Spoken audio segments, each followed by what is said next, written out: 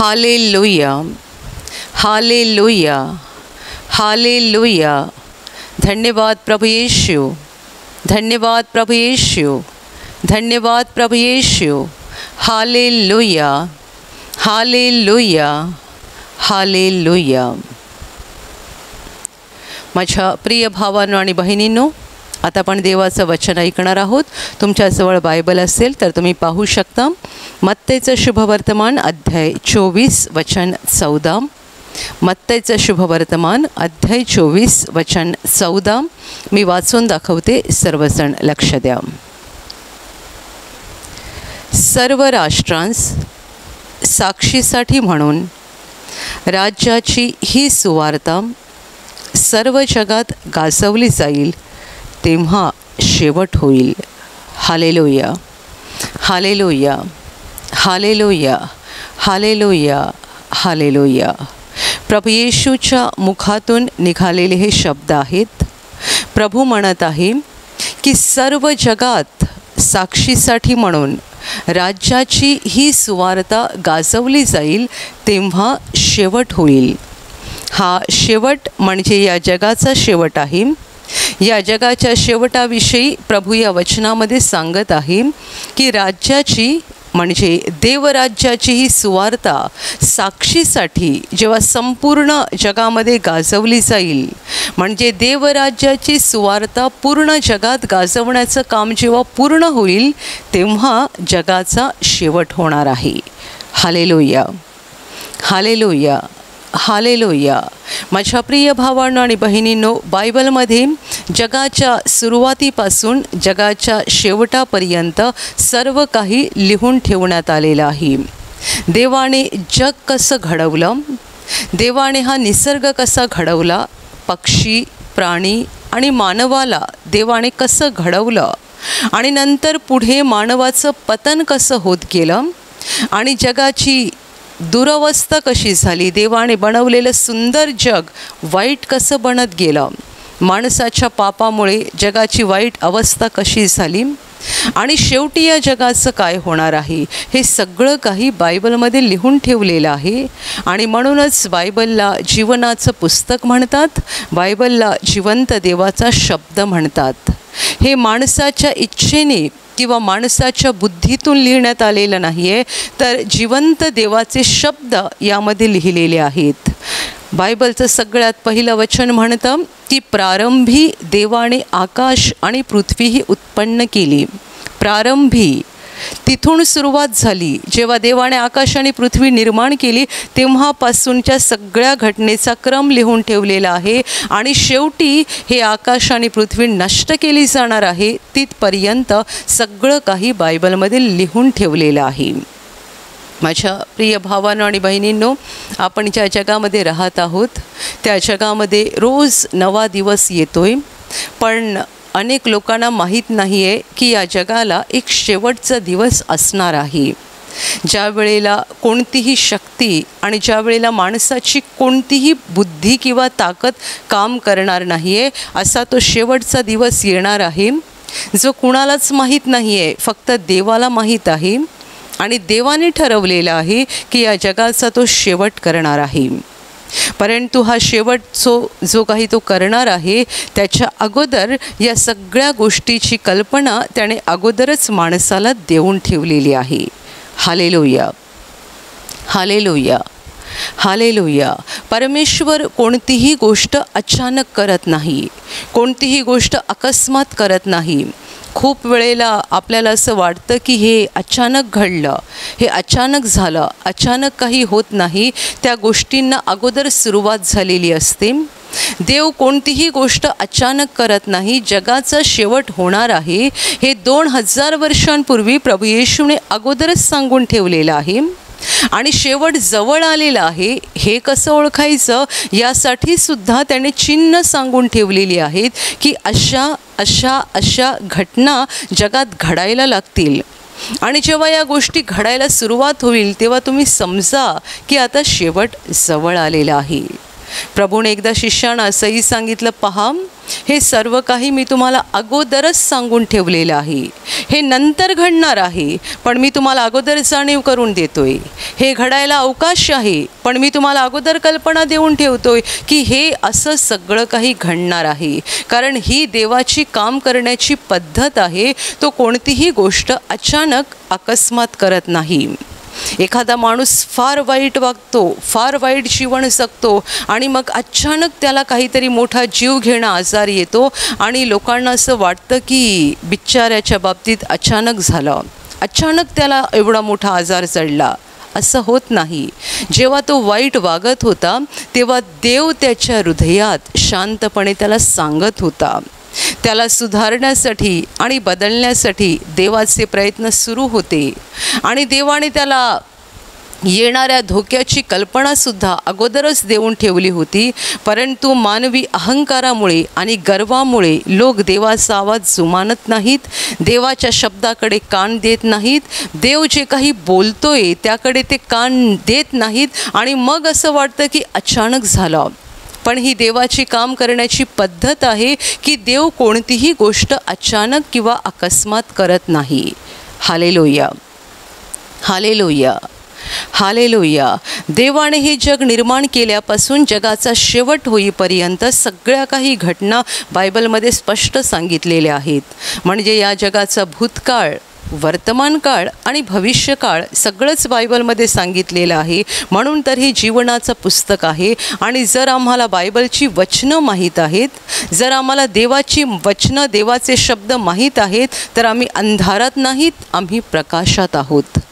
माझ्या प्रिय भावांनो आणि बहिणींनो, मी तुम्हाला म्हटलं की रोज नवा दिवस या जगात येतो आणि जर तुम्ही बाहेर उतरून कोणाला सांगितलं की जगाचा शेवट होणार आहे तर लोक म्हणतील की तुम्हाला वेळ लागलेला आहे. जगाचा शेवट म्हणजे काय? असं घडू शकतं का? आम्हाला एवढं माहीत आहे की एखाद्या ठिकाणी कुठेतरी भूकंप होतो आणि तेवढा परिसर उद्ध्वस्त होतो. एखाद्या ठिकाणी कुठेतरी पूर येतो, तेवढा परिसर उद्ध्वस्त होतो. कुठेतरी दुष्काळ पडतो आणि तेवढा परिसर उद्ध्वस्त होतो. हे एखाद्या गावामध्ये किंवा एखाद्या जिल्ह्यामध्ये किंवा एखाद्या जास्तीत जास्त एखाद्या राज्यापुरतं घडतं. परंतु संपूर्ण जग एका वेळेला कसं नष्ट होणार आहे? कोण विश्वास ठेवेल या गोष्टीवरती? संपूर्ण जग एका वेळेला कसं संपून जाणार आहे? कुणीही विश्वास ठेवणार नाही. बायबलमध्ये आपण बघतो की देवाने अगोदरच असे एकदा घडवलेलं आहे. जेव्हा जगामध्ये पाप पुष्कळ वाढलं आणि देवाला हे पाप असह्य झालं, त्यावेळेला देवाने जलप्रलय घडवून, महाजलप्रलय घडवून पूर्ण जगाचा विनाश केलेला होता. आणि त्यावेळेला देवाने नोहा नावाच्या एका नीतिमान माणसाची निवड केली होती, जो देवावर विश्वास ठेवून एक प्रामाणिक आणि चांगलं जीवन जगत होता. या माणसाला आणि त्याच्या कुटुंबाला वाचवण्यासाठी देवाने याला अगोदरच कल्पना दिली होती की मी अशा रीतीने एक महाजलप्रलय घडवणार आहे आणि म्हणून तू तुझ्यासाठी आणि कुटुंबाच्या बचावासाठी एक तारू बांध. आणि देवाने सांगितल्याप्रमाणे नोहाने तारू बनवलं. त्याचं कुटुंब तारवात असल्यामुळे या जलप्रलयाच्या काळात ते वाचले आणि बाकी सगळेच पाण्यात बुडून मरण पावले. सगळे म्हणजे कोण? एखादा गाव नाही, एखादं नगर नाही, एखादं राज्य नाही किंवा एखादा देश नाही, तर संपूर्ण पृथ्वी पाण्याने व्यापून गेली. पृथ्वीवरचे मोठाले उंच डोंगरसुद्धा पाण्याखाली गेले. कोणताही माणूसच काय, जीव जंतू प्राणी कोणीही जिवंत राहिलं नाही. देवाने या वेळेला दाखवून दिलं की कशा रीतीने त्याने संपूर्ण जगाचा नाश केला. माणसाची पाप असह्य झाल्याने देवाने हा महाजलप्रलय घडवून आणला आणि त्याचं एक चिन्ह जे देवाने तेव्हा देऊन ठेवलं होतं ते आजपर्यंत आपण बघतो की आकाशामध्ये आपल्याला पावसाळ्यामध्ये अनेक वेळेला मेघधनुष्य दिसतो. पण हा जो मेघधनुष्य आहे हा देवाने नोहाशी केलेला करार आहे. हे त्या महाजलप्रलयाचं फार मोठं चिन्ह आहे जे आजपर्यंत देव आकाशातून दाखवत आहे की देवाने केलेला करार आणि देवाने दिलेला शब्द देव विसरलेला नाही आहे. Hallelujah, hallelujah, hallelujah. माझ्या प्रिय भावांनो आणि बहिणींनो, हे झालं पहिल्या वेळेला जगाचा विनाश. परंतु आता दुसऱ्यांदा जगाचा शेवट पहिल्यापेक्षा भयानक रीतीने होणार आहे. पहिल्यांदा जगात पाप वाढलं म्हणून देवाने अशा रीतीने ही पृथ्वी शुद्ध करून टाकली आणि आता दुसऱ्यांदा पुन्हा एकदा जगात पाप वाढलेला आहे. पाप, अनिती, अधर्म. माझ्या प्रिय भावांनो आणि बहिणींनो, तुम्हाला सांगण्याची गरज नाही आहे. अवतीभवती तुम्ही बघत आहात सर्वत्र काय चाललेलं आहे. सगळ्या ठिकाणी पाप भरलेलं आहे. माणसाच्या शरीरात, नसानसात, रक्ताच्या प्रत्येक थेंबामध्ये पाप भरलेला आहे. सर्वत्र माणूस दुष्ट झालेला आहे, अहंकारी झालेला आहे, स्वार्थी झालेला आहे. कुणी कुणावर प्रेम करत नाही, कुणी कुणाला जुमानत नाही. सगळे एकमेकांवर अन्याय करून एकमेकांना मारण्याचा आणि जीव घेण्याचा प्रयत्न करत आहेत. जग अतिशय वाईट बनत चाललेलं आहे आणि म्हणूनच देवाला हे जग ठेवायचं नाही आहे. तर या जगातले जेवढे देवाचे नीतिमान लोक आहेत त्यांना देवाला वेगळं करायचं आहे स्वर्गासाठी आणि नंतर देव या जगाचा नाश करणार आहे.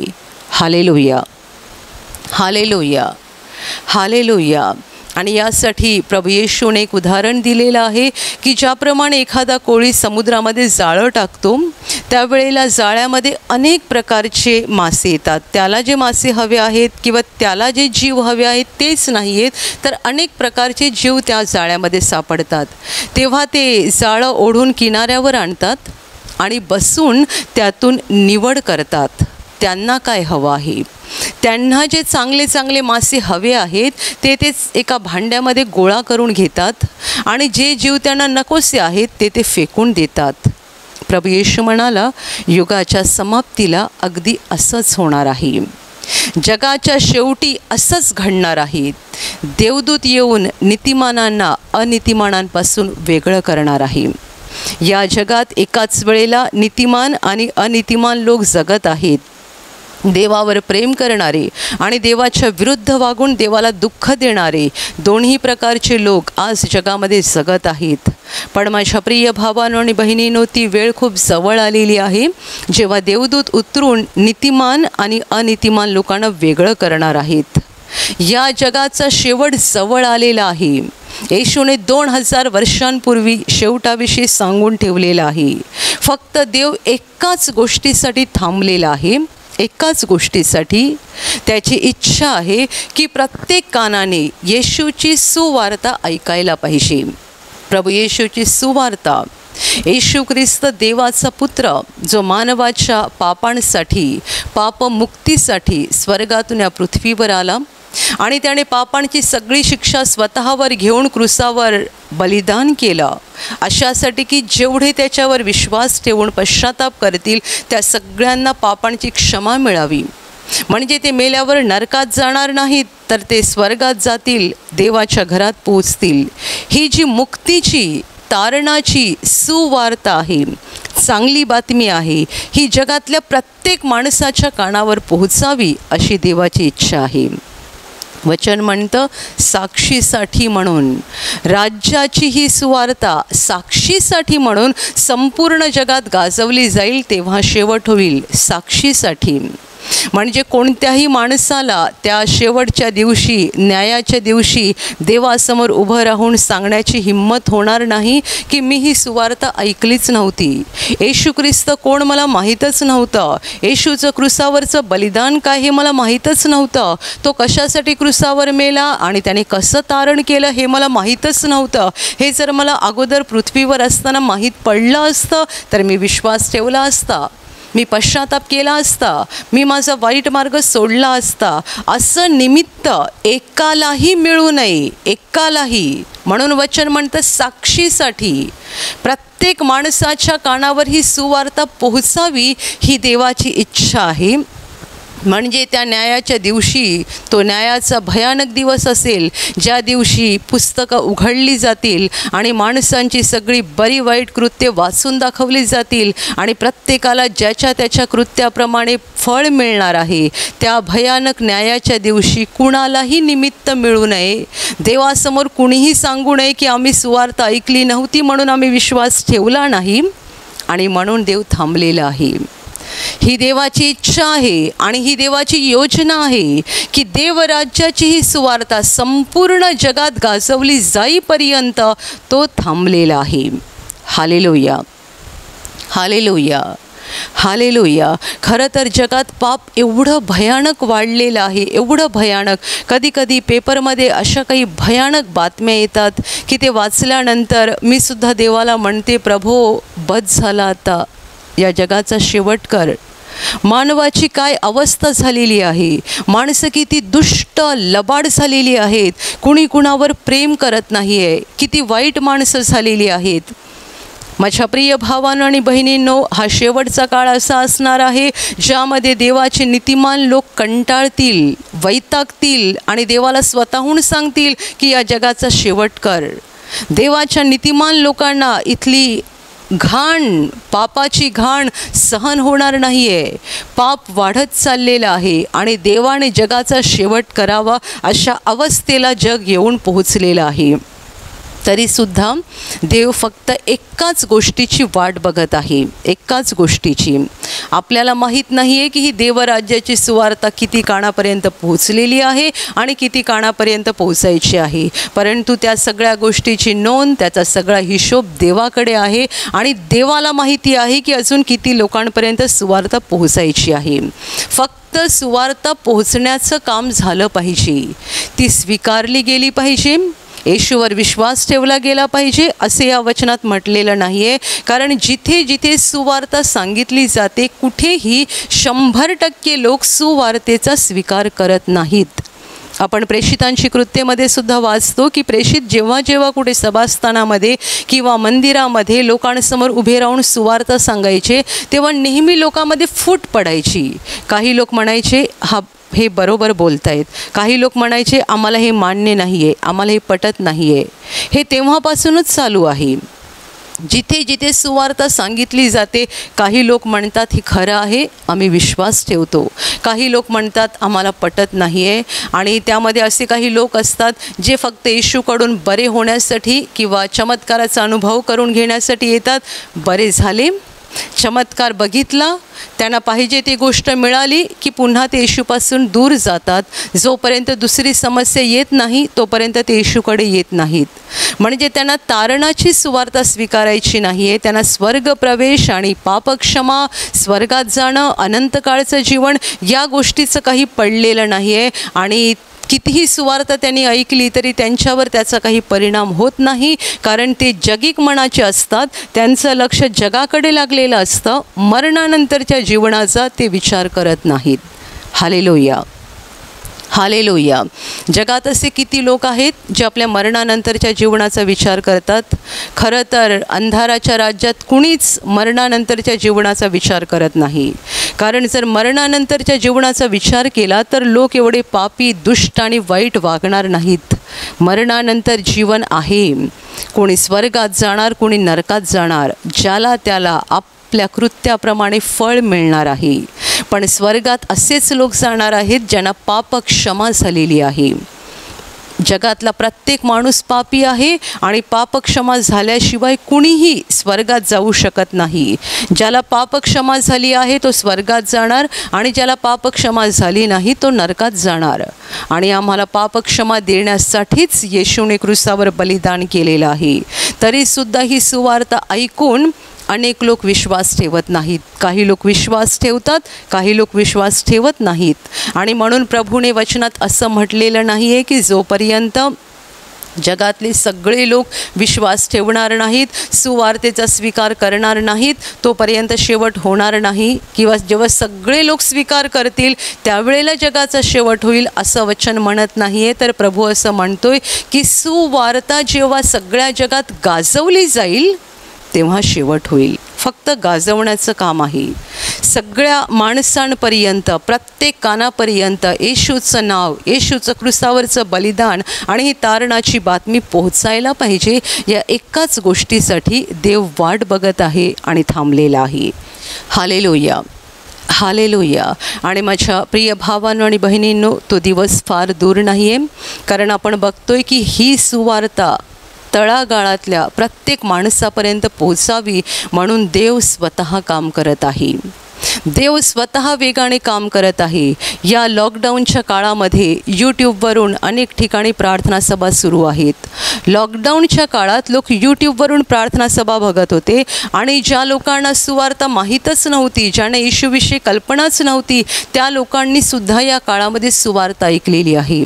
म्हणजे हा लॉकडाऊनचा पिरियड, हा काळसुद्धा देवाची एक योजना होती की लोक घरात असणार, त्यांच्या हातात मोबाईल असणार, मोबाईलवर यूट्यूब असणार आणि यूट्यूबवर अनेक देवाचे सेवक, अनेक येशूचे शिष्य ही सुवार्ता गाजवत आहेत.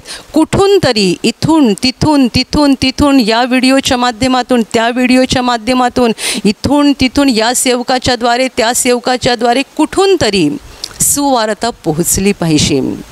आता या मोबाईलद्वारे, यूट्यूबद्वारे, फेसबुकद्वारे मोठ्या प्रमाणात सुवार्ता प्रसार होत आहे. इंटरनेटवरून, सोशल मीडियावरून हा जो काही सुवार्ता प्रसार सुरू आहे, खरं तर हा सुवार्ता प्रसार म्हणजे येशूच्या शिष्यांनी घेतलेला वेग नाही आहे, तर देवाने स्वतः घेतलेला वेग आहे. तुम्ही जर प्रेषितांची कृत्येपासून संपूर्ण चर्चचा अभ्यास केला तर तुम्हाला समजेल की हळूहळू सुवार्ता प्रसाराचा वेग कसा वाढत गेला. आरंभीचे शिष्य कशा रीतीने सुवार्ता प्रसार करत होते आणि आजचे शिष्य कोणत्या प्रकारे सुवार्ता प्रसार करत आहेत. आरंभीचे शिष्य गावोगावी जायचे, नंतर लोकांच्या घरोघरी जायचे, अशा रीतीने सुवार्ता प्रसार सुरू होता. नंतर एका जागेवर शिष्य थांबायचे, लोक मोठ्या प्रमाणात जमायला लागले. नंतर हा वेग अजून वाढला आणि आता इंटरनेटच्या माध्यमातून मोठ्या प्रमाणात सुवार्ता प्रसार सुरू आहे. हे चिन्ह आहे की शेवट जवळ आलेला आहे. हा जो सुवार्ता प्रसाराचा वेग आहे, हा येशूच्या शिष्यांनी किंवा कोणत्या माणसाने घेतलेला वेग नाही आहे, हा स्वतः देवाने घेतलेला वेग आहे. देव स्वतः अतिशय वेगाने सुवार्ता प्रसाराचं काम करत आहे. उद्देश एकच आहे की जगाचा शेवट लवकर झाला पाहिजे. खूप पाप वाढलेलं आहे, अनिती वाढलेली आहे. जगभरात देवाचे लोक देवाला ओरडून सांगत आहेत, आम्हाला सोडव यातून, या भयानक जगातून आम्हाला सोडव. त्या सगळ्या लोकांच्या प्रार्थना वर स्वर्गाकडे पोहोचत आहेत आणि देवाने वेग घेतलेला आहे. माझ्या प्रिय भावांनो आणि बहिणींनो, हे खरं आहे की आपल्याला माहिती नाही आहे सुवार्ता प्रसार केवढा झालेला आहे. कुणी अशा भ्रमात राहू नये की अजून बरंच काम बाकी आहे, अजून बऱ्याच लोकांना सुवार्ता मिळालेली नाही आहे, अजून बऱ्याच लोकांनी येशूविषयी ऐकलेलं नाही आहे. या भ्रमात राहू नका, कारण फक्त ऐकण्यासाठी देव थांबलेला आहे, लोकांनी स्वीकारण्यासाठी नाही. लोकांनी स्वीकारावं म्हणून देव प्रयत्न तर करत आहे, त्यांच्या जीवनात चमत्कार करत आहे, त्यांना बरं करत आहे, त्यांना दाखवून देत आहे की ही सुवार्ता सत्य आहे, ही मानवाकडून नाही तर देवाकडून आलेली आहे, स्वर्गातून आलेली आहे, हे दाखवून देत आहे. परंतु जर लोक स्वीकारत नाही आहेत तर देव थांबत नाही आहे, पुढे चाललेला आहे. येशूचं नाव पुढे जात आहे आणि ते मोठ्या प्रमाणात पसरत आहे, कारण देवाला या जगाचा शेवट करायचा आहे. Hallelujah, hallelujah, hallelujah. माझ्या प्रिय भावांनो आणि बहिणींनो, अशा स्थितीमध्ये तुम्ही आणि मी, आपण जे येशूवर विश्वास ठेवणारे लोक आहोत, ज्यांनी सुवार्ता ऐकली आहे, स्वीकारली आहे, पक्की मजबूत धरून ठेवली आहे, आपलं काम आहे दुसऱ्यांना सुवार्ता सांगणं. तुम्ही दुसऱ्यांना ही सुवार्ता सांगता का? तुम्ही दुसऱ्यांना येशूविषयी सांगता का? कारण ते आपलं काम आहे. जे दुसऱ्यांना येशूविषयी सांगतात, जे दुसऱ्यांना येशूच्या बलिदानाविषयी सांगतात, ही सुवार्ता गाजवतात, ते देवाला मदत करतात, ते देवाचे सहकारी आहेत. म्हणून पौलाने एका ठिकाणी म्हटलेलं आहे की आम्ही देवाचे सहकारी आहोत, आम्ही देवाला मदत करतोय सुवार्ता प्रसार करण्यासाठी. तुम्ही जर येशूवर विश्वास ठेवलेला आहे आणि तुमच्या हृदयातला विश्वास पक्का आहे, मजबूत आहे, तुम्ही सुवार्ता धरून ठेवलेली आहे, तर हे तुमचं काम आहे की ज्यांनी अजूनही सुवार्ता ऐकलेली नाही आहे त्यांना तुम्ही सांगायला पाहिजे. रोज तुम्हाला जे लोक भेटतात, तुमच्या प्रवासात, कामाच्या ठिकाणी, तुमचे शेजारी, तुमचे नातेवाईक, तुमचे मित्रमंडळी आणि जेवढे लोक तुमच्या संपर्कात येतात, तुम्ही त्यांना येशूची सुवार्ता सांगायला पाहिजे. येशूच्या नावाची लाज बाळगू नका, कारण तो एक प्रेमळ तारणारा आहे आणि त्याचबरोबर तो न्यायाधीशसुद्धा आहे. आत्तापर्यंत तो प्रेमळ तारणारा आहे, पण त्या शेवटच्या दिवशी तो एक कडक न्यायाधीश म्हणून दिसणार आहे, जेव्हा तो कुणाचीही गय करणार नाही आहे. जेवढ्याने त्याच्यावर विश्वास ठेवला आणि त्याच्या वचनाप्रमाणे वागले त्या सगळ्यांना तो त्याच्या उजव्या हाताजवळ उभं करेल, तिकडून अनंत जीवनात घेऊन जाण्यासाठी. आणि जेवढ्याने त्याचं नाव ऐकून नाकारलं आणि त्याच्यावर विश्वास ठेवला नाही, त्याचप्रमाणे जेवढ्यांनी त्याच्या नावाची लाज बाळगली ते सगळे त्याच्या डाव्या हाताजवळ असतील अनंत काळची शिक्षा भोगण्यासाठी. Hallelujah, hallelujah. जगाचे दिवस फार थोडे राहिलेले आहेत. भानावर या, शुद्धीवर या. तुम्ही जर येशूवर विश्वास ठेवणारे अजूनही बनलेला नाहीत तर तुम्हाला आत्मपरीक्षण करण्याची गरज आहे. नुसता चमत्कार बघत राहू नका. फक्त मला बरं व्हायचं आहे, फक्त माझ्या जीवनात चमत्कार पाहिजे, यावरच थांबू नका. देव तुम्हाला बरं करणार, देव तुमच्या जीवनात चमत्कार करणार, देव तुमच्या जीवनात अद्भुत घडवणार. पण ही अद्भुत बघितल्यानंतर जर तुम्ही येशूवर विश्वास ठेवला नाही, जर तुम्ही सुवार्ता स्वीकारली नाही आणि जर तुम्ही येशूला चिकटून स्वर्गाच्या रस्त्याने चालायला सुरुवात केली नाही, तर तो न्यायाचा दिवस तुम्हाला फार कठीण जाईल. कारण खूप लोक फक्त येशूकडे यासाठी येतात आणि यासाठी प्रार्थना करतात की त्यांना माहीत आहे की तो चमत्कार करतो, तो बरं करतो, तो आपल्या जीवनातलं दुःख काढून टाकतो. आणि म्हणून लोक येशूकडे येतात, प्रार्थना करतात, बरे होतात, चमत्काराचा अनुभव घेतात, पुन्हा अंधारात जातात. अशा रीतीने वागू नका. देवाची इच्छा आहे की आपण पापक्षमा मिळवायला पाहिजे, आपण वाईट मार्ग सोडायला पाहिजे आणि अनंत काळचं जीवन प्राप्त करून घ्यायला पाहिजे. ही देवाची इच्छा आहे. देवाने त्याचा पुत्र ह्यासाठी जगात पाठवला आणि येशू ख्रिस्ताने यासाठी आपल्या पापांची शिक्षा घेतली की आपण त्याच्यावर विश्वास ठेवणारे बनून पाप क्षमा मिळवावी आणि सैतानाचा वाईट मार्ग सोडून देवाच्या मार्गाने, सत्याच्या मार्गाने, अनंत जीवनाच्या मार्गाने चालायला सुरुवात करावी. भानावर या. जगाला शेवटचा काळ प्राप्त झालेला आहे आणि फारच थोडे दिवस जगात राहिलेले आहेत. 2020 पासून जगामध्ये जी काही महामारी सुरू झालेली आहे त्यातून देवाने अगदी स्पष्टपणे दाखवून दिलेलं आहे की शेवट जवळ आलेला आहे. Hallelujah, hallelujah. माझ्या प्रिय भावांनो आणि बहिणींनो, या महामारीच्या काळात देखील कितीतरी लोक अजूनही भानावर आलेले नाही आहेत. एवढा संकटाचा काळ सुरू झालेला आहे तरी अनेक लोक भानावर आलेले नाही आहेत. ज्यांचे आत्म्याचे डोळे उघडलेले आहेत तेच फक्त भानावर आलेले आहेत आणि त्यांनाच फक्त समजतंय की शेवट जवळ आलेला आहे. बाकी सगळे बेशुद्ध अवस्थेत आहेत. जे काही घडत आहे त्यावर काहीतरी चांगला उपाय येईल आणि जगाला चांगले दिवस प्राप्त होतील, चांगले दिवस येतील, सगळं काही पुन्हा चांगलं होईल, पूर्वीसारखं सगळं आलबेल सुरू होईल असं अजूनही अनेक लोकांना वाटतं आहे. पण आता होणार नाही आहे, हे शक्य नाही आहे. माझ्या प्रिय भावांनो आणि बहिणींनो, ज्याप्रमाणे एखादा दगड डोंगरावरून जेव्हा खाली पडतो तेव्हा एकदा तो पडायला लागला की मध्ये कुठे थांबत नाही आहे, पुरा खाली दरीत येऊन पडतो. अगदी त्याप्रमाणे या जगाची अवस्था आहे. जगाची स्थिती वाईट वाईट वाईट वाईट बनत चाललेली आहे आणि आता ही सुधारणार नाही आहे. चांगली स्थिती येणार नाही आहे आणि स्वर्ग जगात तर कधीच येणार नाही आहे. उलट अधिकाधिक वाईट काळ येणार आहे, कारण हे सगळं प्रभूने अगोदरच सांगून ठेवलेलं आहे. हा महामारीचा काळ म्हणजे येशूच्या लोकांसाठी अचानक आलेलं संकट नाही आहे, कारण प्रभू म्हणाला होता, पहा हे मी तुम्हाला अगोदरच सांगून ठेवतो. येशूच्या लोकांसाठी अचानक आलेलं संकट नाही आहे, कारण येशू तेव्हाच बोलला होता, पहा हे मी तुम्हाला अगोदरच सांगून ठेवतोय. हे सगळं घडणार आहे. एकामागून एक एकामागून एक एकामागून एक संकट येणार आहेत आणि ही संकट म्हणजे देव शेवटचे प्रयत्न करत आहे लोकांना जागं करण्यासाठी. देवाचे शेवटचे प्रयत्न सुरू आहेत लोकांना जागं करण्यासाठी, शुद्धीवर आणण्यासाठी आणि देवाकडे वळवण्यासाठी. काही लोक येतील शुद्धीवर आणि देवाकडे वळतील आणि बरेचसे लोक शुद्धीवर येणार नाहीत, कारण त्यांना त्यांच्या पैशाचा, त्यांच्या मालमत्तेचा, त्यांच्या संपत्तीचा, त्यांच्या पदाचा, खुर्चीचा, मानसन्मानाचा केवढा तरी गर्व भरलेला आहे. ते कदापि शुद्धीवर येणार नाहीत आणि ते स्वतःचा विनाश करून घेणार आहेत. Hallelujah, hallelujah. लक्षात ठेवा, आपला पैसा आपल्याला वाचवू शकत नाही, तुमची संपत्ती तुम्हाला वाचवू शकत नाही. आज तुम्ही संपत्तीच्या किंवा तुमच्या मालमत्तेच्या नशेमध्ये असाल, पण एक दिवस ही नशा उतरेल. पैसा कुणाला वाचवत नाही, संपत्ती कुणाला वाचवत नाही, जगातला मान सन्मान कुणाला वाचवत नाही. आज तुमचं नाव आहे म्हणून लोक तुम्हाला सन्मान देतात. काही काळाने लोक तुमच्याकडे ढुंकूनसुद्धा बघणार नाहीत. ही मानवाची खरी दशा आहे. हे दिवस निघून जातील आणि आमची वाईट अवस्था होईल. म्हणून भानावर या, प्रभू येशूवर विश्वास ठेवा, पाप क्षमा मिळवा. जगाला शेवट आहे आणि येशूच्या वचनाप्रमाणे लवकरच शेवट होणार आहे, कारण संकटाचा काळ सुरू झालेला आहे. पापी मार्ग सोडा, वाईट मार्ग सोडा, येशूवर विश्वास ठेवा, पापांचा खरा पश्चाताप करा, पापांची क्षमा मिळवा आणि सत्याच्या मार्गाने चालायला सुरुवात करा. कारण जे येशूवर विश्वास ठेवून येशूचा हात धरून चालत राहतील त्यांना आशा आहे. जरी जगाचा शेवट झाला तरी देवाचं वचन म्हणतं त्याप्रमाणे जो देवाच्या इच्छेप्रमाणे वागतो तो सर्व काळ जगणार आहे. तो कायमचा देवाबरोबर जिवंत राहणार आहे.